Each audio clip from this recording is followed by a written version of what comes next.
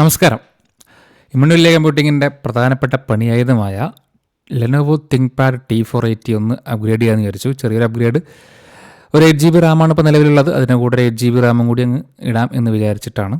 അപ്പോൾ എൻ്റെ കയ്യിൽ ടൂൾ ഇല്ലാത്തതുകൊണ്ട് ഞാൻ ആദ്യം ചെന്നിട്ട് ഇവിടെ നിന്നൊരു ടൂള് നമ്മുടെ സ്ക്രൂ ഡ്രൈവർ സെറ്റ് ഒരെണ്ണം മേടിച്ചു. ഇതിനകത്ത് ലോകത്തില്ലാത്ത സാധനങ്ങളൊക്കെ ഉണ്ട്.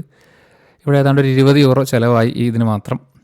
പിന്നെ കടയിൽ നിന്ന് റാം ഇടുകയാണെങ്കിൽ ഏതാണ്ട് അത്ര തന്നെ ചിലവാകും. അതുകൊണ്ട് ടൂളൊന്ന് മേടിക്കാമെന്ന് വിചാരിച്ചു. ഇതിനകത്ത് ആവശ്യത്തിലില്ലാത്ത കുറേ സാധനങ്ങൾ ആവശ്യത്തിൽ കൂടുതൽ കുറേ സാധനങ്ങളുണ്ട്. നമുക്കിതിലാകെ ഒരെണ്ണം മാത്രമേ ആവശ്യമുള്ളൂ. എന്തായാലും ഒരു 8 GB റാമും കൂടി അപ്ഗ്രേഡ് ചെയ്യാം എന്നാണ് എൻ്റെ ഉദ്ദേശം. ഒരു NVMe SSD കൂടി വാങ്ങണം എന്നുണ്ടായിരുന്നു. അത് എൻ്റെ SSD എങ്ങനെയാണെന്നുള്ളത് അറിയാത്തതുകൊണ്ട് ഞാൻ അത് തുറന്നു നോക്കിയതിന് ശേഷം വാങ്ങാം എന്ന് വിചാരിച്ചിരിക്കുകയാണ്. അപ്പോൾ ഇത് തുറക്കാനുള്ള ശ്രമം ഞാൻ ആരംഭിച്ചു. ആദ്യമായിട്ടാണ് ഈ ലാപ്ടോപ്പ് തുറക്കുന്നത്. അപ്പോൾ ആദ്യം എത്ര തുറന്നിട്ടും സ്ക്രൂ കയ്യിൽ പറഞ്ഞു പോരാത്തത് ഞാൻ ആകെ ബുദ്ധിമുട്ടി. പിന്നെയാണ് മനസ്സിലായത് ഈ മോഡലിൽ അങ്ങനെയാണ്, കയ്യിൽ പറഞ്ഞു പോരില്ല. അപ്പോൾ ഞാൻ എൻ്റെ കൂട്ടുകാരൻ കിരണിനൊക്കെ വിളിച്ചപ്പോഴാണ് അത് കൺഫേം ആക്കിയത്. അങ്ങനെ പിന്നെ അവനെ വീഡിയോ കോൾ ചെയ്തിട്ടാണ് ബാക്കി കാര്യങ്ങളൊക്കെ ചെയ്തത്. എന്തായാലും ആ സ്ക്രൂ അതിൽ തന്നെ ഇരിക്കുകയുള്ളൂ, ലൂസായിട്ട് ഇരിക്കുകയുള്ളൂ.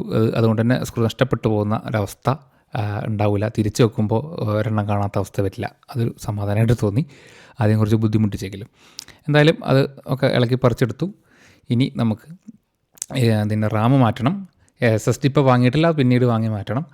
എന്തായാലും SSDയുടെ ഭാഗം ഒക്കെ നെറ്റിൽ തപ്പിയിട്ടാണ് കണ്ടുപിടിച്ചത്. ഇവിടെ ഈ ഒരു ക്യാഡിക്കകത്താണ് SSD വരുന്നത്. നേരിട്ടങ്ങ് കണക്ട് ചെയ്യല്ല. അത് തുറന്നിട്ട് അതിനുള്ളിലാണ് SSD നമ്മൾ NVMe ഇടുന്നത്. എന്തായാലും അത് തിരിച്ചവിടെ തന്നെ വെച്ചിട്ടുണ്ട്. ഇനി SSD വാങ്ങിയിട്ട് വേണം അതിനകത്തിടാൻ. ഇപ്പോൾ നമ്മുടെ താരം റാമാണ്. എൻ്റെ നിലവിലുള്ളതൊരു സാംസങ് ആയിരുന്നു, 8 GB തന്നെ. അപ്പോൾ ഞാൻ ഒരു 8 GB തന്നെ മേടിച്ച് വേണമെങ്കിൽ 16 കൂടി ഇടാൻ. കാരണം ഈ സിസ്റ്റം 32 GB വരെ സപ്പോർട്ട് ചെയ്യുന്നുണ്ട്. 16 ഇടാമായിരുന്നു.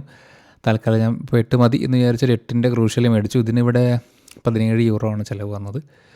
ഇതിടാൻ പ്രത്യേകിച്ച് പാടൊന്നുമില്ല. നമുക്കവിടെ 2 റാം സ്ലോട്ട് കാണാം. ഒരെണ്ണത്തിൽ ഓൾറെഡി ഉണ്ട്. മറ്റേ സ്ലോട്ടിലേക്ക് ചുമ്മാ അതിൻ്റെ ആ ഹെഡ്, ആ ഗ്യാപ്പ് കൃത്യമാക്കി വെച്ചിട്ട് ഒന്ന് പ്രസ് ചെയ്യേണ്ട ആവശ്യമുള്ളൂ. അപ്പോൾ അത് റാം ഇൻസ്റ്റാൾ ആവും.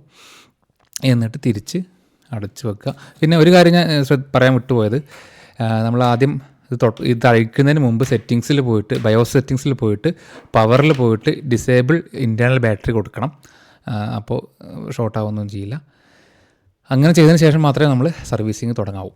അതാണ് ഇതിലുള്ളൊരു ടിപ്പ്. ഇനി എന്തായാലും നമ്മൾ വീണ്ടും സ്റ്റാർട്ട് ചെയ്യാണ്. ഭാഗ്യത്തിനെല്ലാം ഓണായി വന്നു. വേറെ വയറും ഒന്നും വിട്ടുപോയിട്ടൊന്നുമില്ല. അങ്ങനെ നമ്മളിത് തുറന്നു വരികയാണ്. തുറന്നു വന്നതിന് ശേഷം നമ്മൾ 8 GB റാം എന്നുള്ളത് 16 മാറണം. അങ്ങനെ 16 മാറിക്കഴിഞ്ഞാൽ ഈ പറഞ്ഞ വീഡിയോ റെൻഡർ ചെയ്യുമ്പോഴും അതുപോലെ തന്നെ ഒരുപാട് ടാബുകൾ തുറന്ന് വെച്ച് ഇപ്പുറത്തെ കോഡിങ്ങൊക്കെ ചെയ്യുമ്പോഴൊക്കെ ഒരു ആശ്വാസം കിട്ടുമെന്നാണ് എൻ്റെ പ്രതീക്ഷ. ഇനിയിപ്പോൾ എൻ്റെ 500 GB NVMe ഉള്ളൂ. അതൊരു പ്രശ്നമാണ്. ഒരു 1 TB എങ്കിലും ആക്കേണ്ട അത്യാവശ്യകത ഉണ്ട്. അതും ഉടനെ തന്നെ ആക്കണം എന്നാണ് എൻ്റെ പ്രതീക്ഷ. എന്തായാലും കാര്യങ്ങൾ വിചാരിച്ച പോലെ നടന്നു. 16 GB റാം അപ്ഗ്രേഡ് ആയിട്ടുണ്ട്. ബാക്കി കുറച്ച് കമാൻഡുകളൊക്കെ അടിച്ചു നോക്കി. ആ കമാൻഡുകൾ അടിച്ചപ്പോഴൊക്കെല്ലാം കൃത്യമായിട്ട് റാം അവിടെ കാണിക്കുന്നുണ്ട്. അപ്പോൾ അത്യാവശ്യം പെർഫോമൻസും വ്യത്യാസം വന്നിട്ടുണ്ട്. അപ്പോൾ എങ്ങനെയാണ് ഈ ലെനോവോ തിങ്ക്പാഡ് T480 തുറന്ന് പണിയുക എന്നുള്ളതാണ് ഈ വീഡിയോയിലൂടെ കാണിക്കാൻ ശ്രമിച്ചത്. അപ്പോൾ ബൈ.